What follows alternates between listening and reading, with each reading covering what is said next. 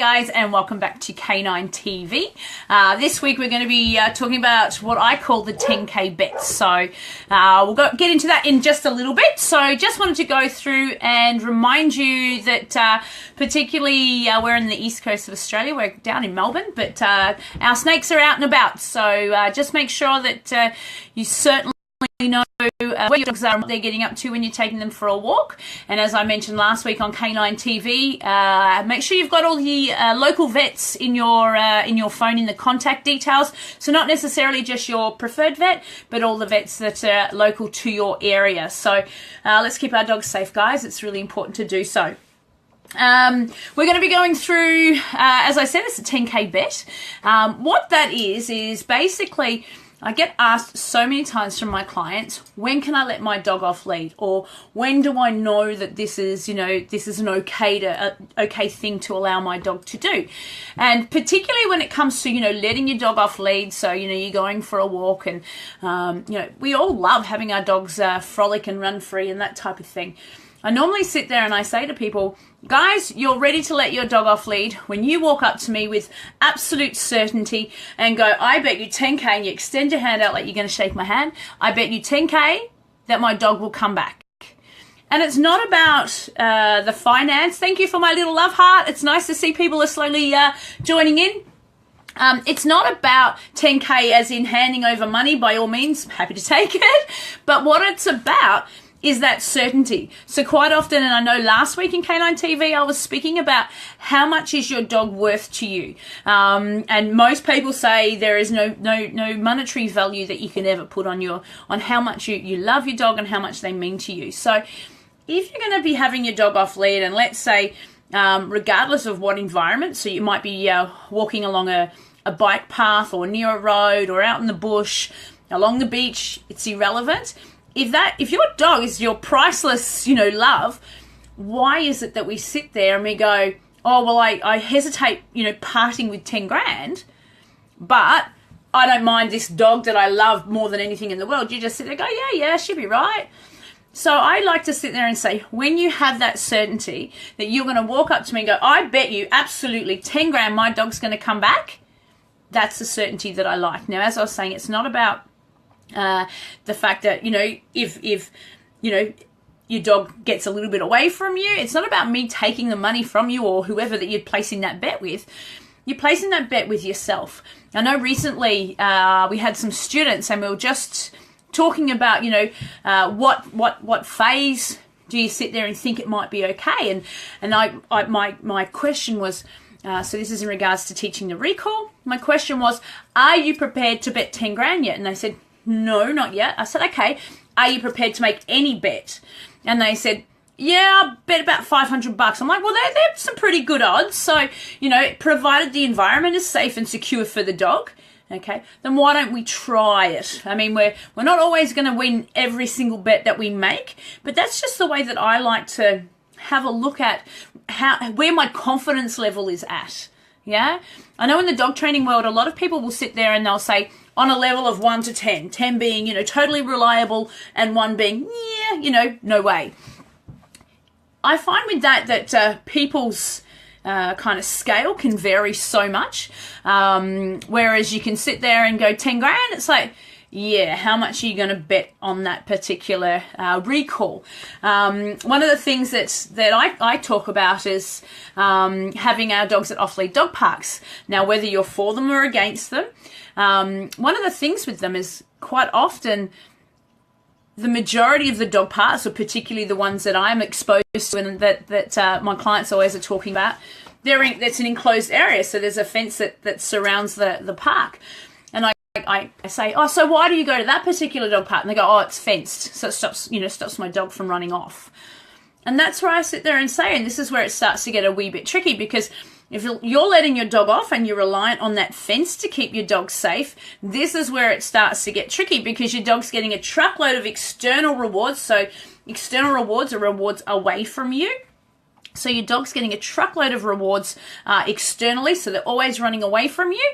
And when it does come to calling them back, your kind of cool factor is on the lower scale. So I talk about this with my dating and dogs. We have done a quick little live video on this a couple of weeks ago.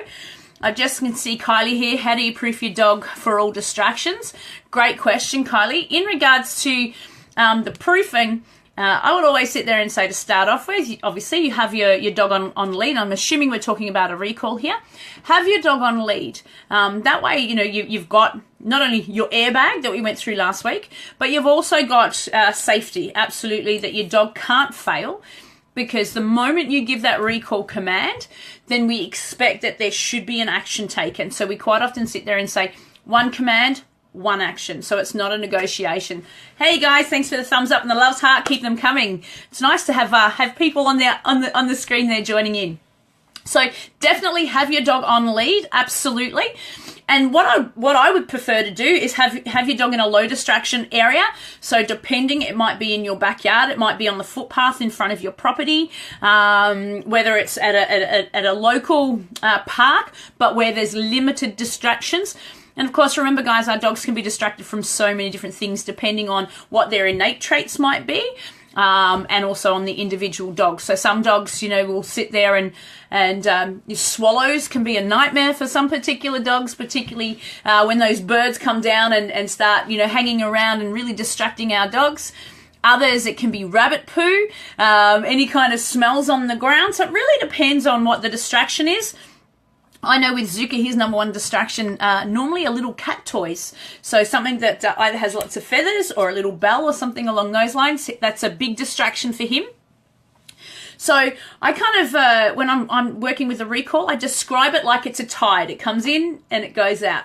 So it's just going to depend on the distraction. So whatever that kind of weak spot is for your dog.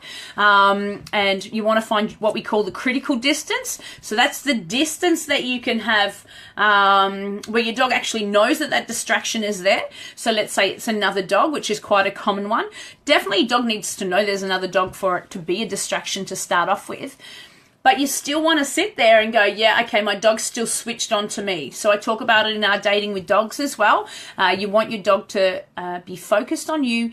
Definitely know there's another dog there, but the minute you give it that recall command, so you might say come or here, they switch straight back and come into you, absolutely.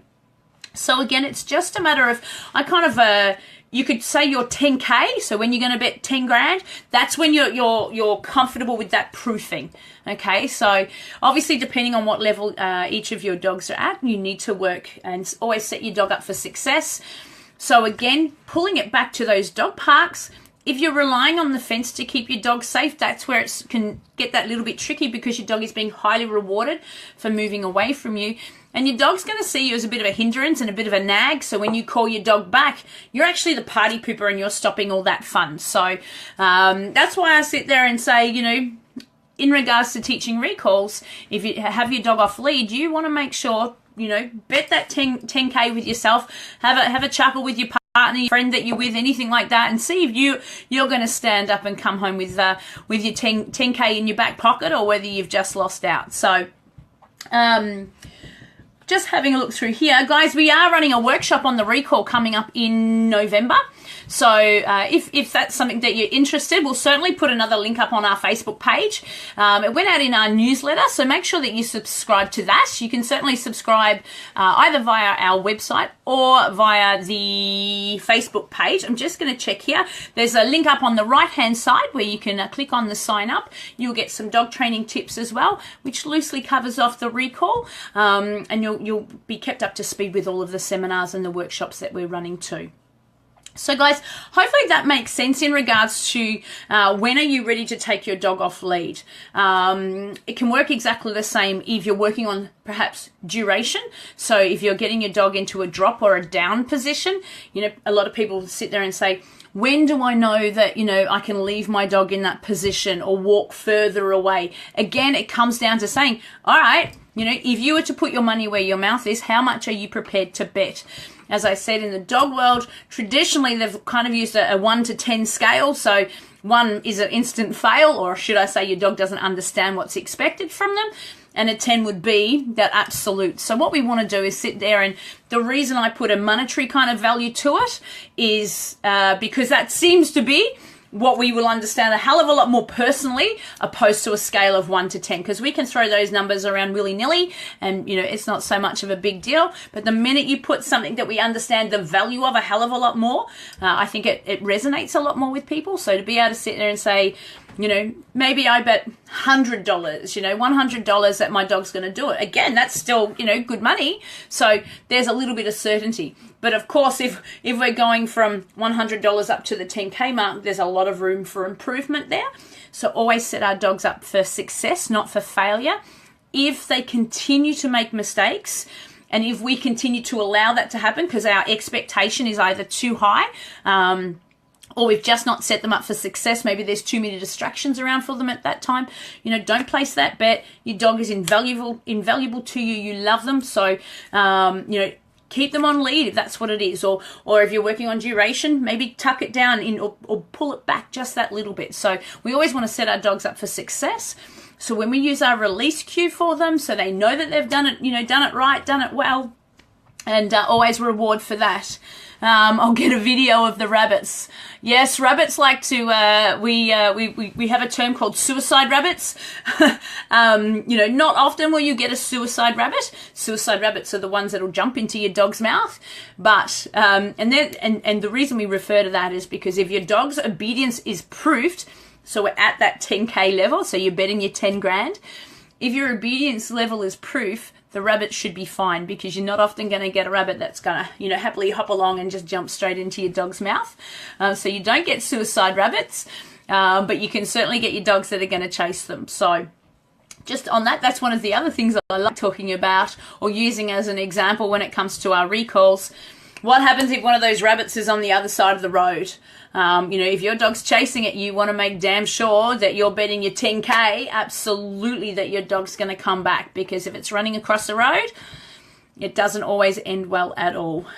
So, yeah, hopefully that makes sense, guys. So, again, it's not about the, you know, an exchange of money or anything along those lines. It's just about the certainty. You love your dog more than anything in the world. So making sure that if you're going to let your dog off lead, or even if you start to work on duration, anything like that, that's just a scale that I use. So I always will sit there and say, how much money are you going to put on it that your dog's going to, you know, have success with it? Again, you know, occasionally you're going to lose a bet, but you want to make damn sure, you want to make damn sure that if you're going to make the bet, you've got some buffers, you've got those airbags. So I talk about our leads being an airbag. So you might use a long line with a recall, or even with our stationary positions and things like that. Or perhaps you want to use an enclosed area. So if by chance your dog helps you lose your bet, so to speak, at least there's some buffers in place there. So Diamond, hello my dear. Hey Kat, do you find a higher success rate in teaching recall from puppy age compared to a dog, say, who is older, 6 years, etc.? Great question. If we're talking about teaching, so teaching to me means the dog has no prior learning of it. As a general rule, absolutely. Puppies are like plasticine. You can mold and shape them into anything that you want because there's no prior learning. Now, that doesn't mean that you can't teach an older dog anything. So the old saying is you can't teach a new dog tricks. An old dog new tricks. So not true. I sit there and say, if they're cognitively aware, if their heart's beating, you can teach them. So again, the difference is if we've got a 6-year-old dog that's had success at running off. So that would be potentially success at always being at a dog park, even though potentially it may not be just bolting, but it's always had success and rewards for moving away. So they're those external rewards. And more often than not, a 6-year-old dog will have that kind of history, but by all means, it's still an opportunity for you to teach, definitely. Puppies are like plasticine. Work smart. Make sure they're getting all your direct rewards, so your rewards are coming directly from yourself. But yeah, so hopefully that's answered your question there, Brian. It is a great question. And I do go through that in our Dating and Dogs K9TV program episode as well, I should say. I talk about where does your dog find the rewards, particularly when you're taking them for walks and things like that. So hopefully that's answered your questions. Guys, next week, we're going to have a special guest on K9TV, and we're going to go through what I call trust fund babies in dog training. So that's a really good one to bear in mind. It's about training smarter, not harder. So I look forward to next week. We'll pop the details up very shortly. The reason we ran our K9TV a little bit earlier this evening is because we have our K9 crew members every now and again, every few weeks or so, we catch up. We all go out for dinner and have great K9 conversations. So